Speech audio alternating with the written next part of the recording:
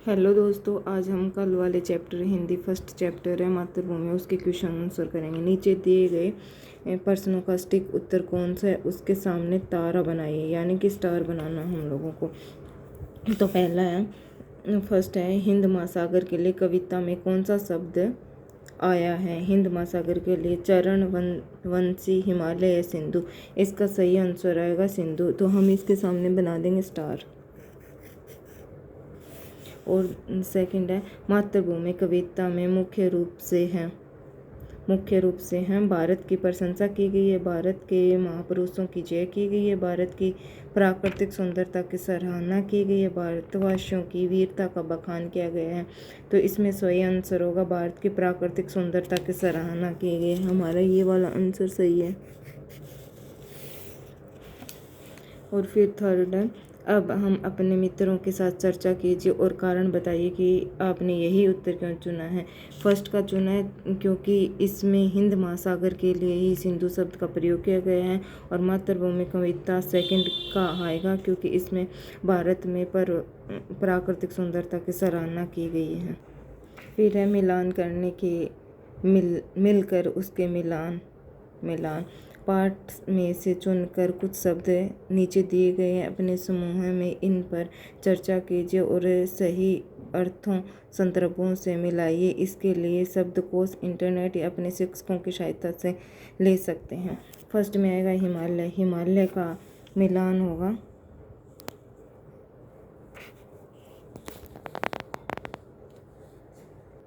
हिमालय में मिलान करेंगे हम। हिमालय में आएगा ये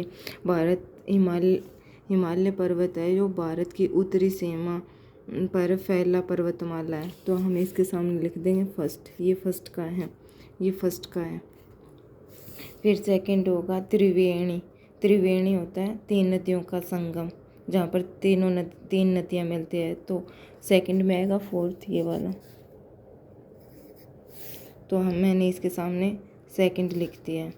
और मल्य पवन है। मल्य पवन का आएगा दक्षिणी भारत में मल्य पवन से चलने वाली सुगंधित वायु होती है। सिक्स में ये आएगा थर्ड का। और फिर है फोर्थ है सिंधु। सिंधु क्या है, फोर्थ का है सिंधु। सिंधु में आएगा ये समुद्र एक नदी का नाम है। फिर है गंगा यमुना, ये भारत की प्रसिद्ध नदियाँ हैं। मैंने इसमें लगा रखा है फिफ्थ वाला, ये वाला। और फिर है रघुपति का आएगा ये श्री रामचंद्र का एक नाम है, दशरथ के पुत्र हैं। श्री कृष्ण का आएगा ये वाला, वासुदेव के पुत्र। सीता है जनक की पुत्री जानकी। और गीता एक प्रसिद्ध और प्राचीन ग्रंथ है, श्रीमद् भागवत गीता, इसमें वे प्रश्न उत्तर और संवाद है महाभारत में श्री कृष्ण और अर्जुन के बीच हुए थे। अब हमारा एक बचा, ये लास्ट वाला है गौतम बुद्ध है। गौतम बुद्ध वाले में ये आएगा, एक प्रसिद्ध महापुरुष बौद्ध धर्म के प्रवर्तक हैं। पंक्तियों पर चर्चा। कविता में से चुनकर कुछ पंक्तियाँ नीचे दी गई है, इन्हें ध्यान से पढ़िए और इन पर विचार कीजिए। आपको इसका क्या अर्थ समझ में आया, अपने विचार कक्षा में अपने समूह में समझाइए और अपनी लेखन पुस्तिका में लिखिए। वह युद्ध भूमि मेरी, वह बुद्ध भूमि मेरी, वह मातृभूमि मेरी, वह जन्म भूमि मेरी। इसका अर्थ होगा वह युद्ध भूमि जहाँ पर अनेक वीर योद्धाओं ने युद्ध किया है, और वह बुद्ध भूमि मेरी जहाँ पर महात्मा गौतम बुद्ध जैसे महान कवियों गौतम बुद्ध जैसे महान महात्मा ने जन्म लिया। वह मातृभूमि मेरी और वह जन्मभूमि मेरी, जहाँ पर मेरा जन्म हुआ वही मेरी मातृभूमि है। सोच विचार के लिए कविता को एक बार फिर से पढ़िए और निम्नलिखित के बारे में पता लगाकर अपनी लेखन पुस्तिका में लिखिए। इसका फर्स्ट होगा कोयल कहाँ रहते हैं। कोयल है घनी अमराइयों में रहती है, तन मन कौन संवारती है, तन मन संवारती है, मल्ल पवने तन मन संवारती है। और झरने कहाँ से झरते हैं, झरने पहाड़ियों से झरते हैं। श्री कृष्ण ने क्या सुनाया था, श्री कृष्ण ने गीता का उपदेश सुनाया था। गौतम बुद्ध ने किसका यश बढ़ाया है, गौतम बुद्ध ने भारत का यश बढ़ाया है। कविता की रचना, गंगा यमुना त्रिवेणी नदियाँ लहर रही है। यमुना शब्द यहाँ यमुना नदी के लिए आया है। कभी कहीं कवि कविता की लय और सौंदर्य को बढ़ाने के लिए इस प्रकार शब्दों का थोड़ा बदल देते हैं। यदि आप कविता को थोड़ा और ध्यान से पढ़ेंगे, आपको और भी बहुत सी विशेषताएं पता चलेगी। आपको जो विशेष बातें दिखाई दे रही है, आपको साझा कीजिए और बताइए। जैसे सबसे ऊपर कविता का एक शीर्षक है, जैसे कि कविता का शीर्षक है मातृभूमि। इसमें फिर से मिलान वाले आ गए हैं, हमें इसको इसके साथ मैच करना है। वह जन्मभूमि मेरी, वह मातृभूमि मेरी, मैंने उस भूमि पर जन्म लिया है, वह मेरी माँ समान है। फर्स्ट का आएगा ये वाला। और चिड़िया चह रही है और मस्ती झरनों में, वह वहाँ की जलवायु इतनी सुखदायी है कि पेड़ पौधों के बीच प्रसन्नता के गीत गा रहे हैं। इसका यह अमराइयाँ घनी हैं, कोयल पुकारती हैं। आम के घने उद्यान में जिसमें कोयल आदि पक्षी चहचहा रहे हैं। थर्ड वाले का ये आएगा। अनुमान या कल्पना से अपने समूह में मिलकर चर्चा कीजिए। अमराई घनी कोयल पुकारती है। कोयल क्यों पुकार रही होगी, किसे पुकार रही होगी, कैसे पुकार रही होगी। कोयल मधुर वाणी कू कू से पुकार रही होगी। और कोयल पुकार रही है क्योंकि प्रसन्नता के गीत गा रही है, अपने किसी साथी को बुलाने के लिए कोयल पुकार रही है।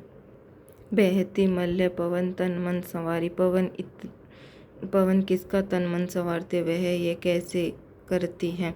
पवन तन मन संवारते पेड़ पौधों पशु पक्षियों का तन मन संवारती है, क्योंकि यह शीत लहरें आती हैं जो पवनों से आती हैं, उसी से वह तन मन संवारती है। फिर अभी है शब्द के रूप में नीचे दिए शब्दों में जुड़ी कुछ गतिविधियाँ दी गई है। इन्हें करने के लिए आप शब्दकोश अपने शिक्षकों के साथियों की सहायता ले सकते हैं। मतलब हम टीचर की सहायता से ये कर सकते हैं। नीचे दी गई पंक्तियों की पढ़िए। जगमग छटा निराली पग पग लहर रही है। इसमें पंक्ति में पग शब्द 2 बार आया है, तो इसका अर्थ होगा हर पग या हर कदम पर। ऐसे ही नीचे कुछ शब्द दिए गए हैं, इसके आंसर्स मैं आपको बताती हूँ। घर है, इसका आएगा हर घर या प्रत्येक घर आएगा। बाल है, प्रत्येक बाल या हर बाल आ गया। सांस है, सांस का है, हर सांस या प्रत्येक सांस है। और देश है, देश का प्रत्येक देश या हर देश होगा। पर्वत है, हर पर्वत या फिर प्रत्येक पर्वत होगा। इसी का फिर सेकंड रूप है, वह है युद्ध भूमि मेरी, वह बुद्ध भूमि मेरी। कविता में कुछ शब्द अलग अलग शब्द जोड़िए, नए शब्द बनाइए। आप कुछ नए शब्द बनाइए, उसके अर्थ पता कीजिए। मतलब कविता में शब्द दिए गए हैं, देव, भारत, जन्म, कर्म, कर्तव्य, मरु, मल्ल, यज्ञ, रण, सिद्ध आदि। भूमि से रिलेटेड शब्द बनाना है। जैसे हो गया तप भूमि हो गया, देव भूमि हो गया, जन्म भूमि हो गया, कर्म भूमि हो गया, कर्तव्य भूमि हो गया, मरु भूमि हो गया, रण भूमि हो गया, युद्ध भूमि हो गया। ऐसे नए शब्द बनाने हैं। ये जो मैंने बता दिए हैं आप लोगों को। अभी हमारे ये बच्चा वंशी से है। श्री कृष्ण ने सुनाई वंशी पुनीत गीता।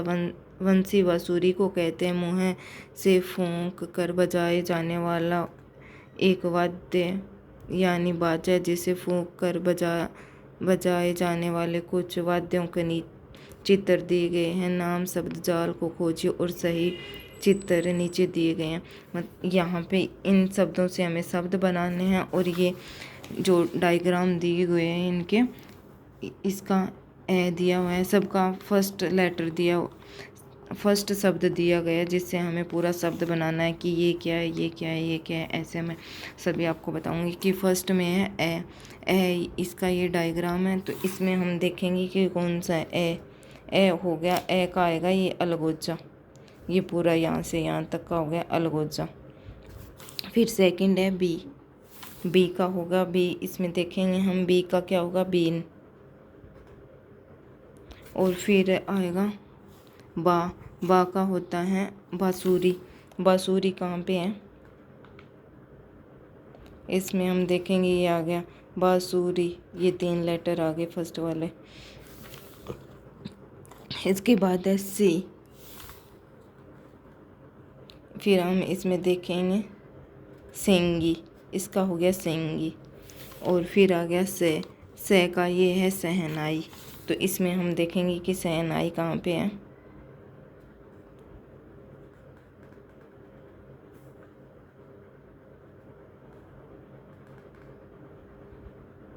ये रहा सहनाई, ये फर्स्ट वाले 4 लेटर।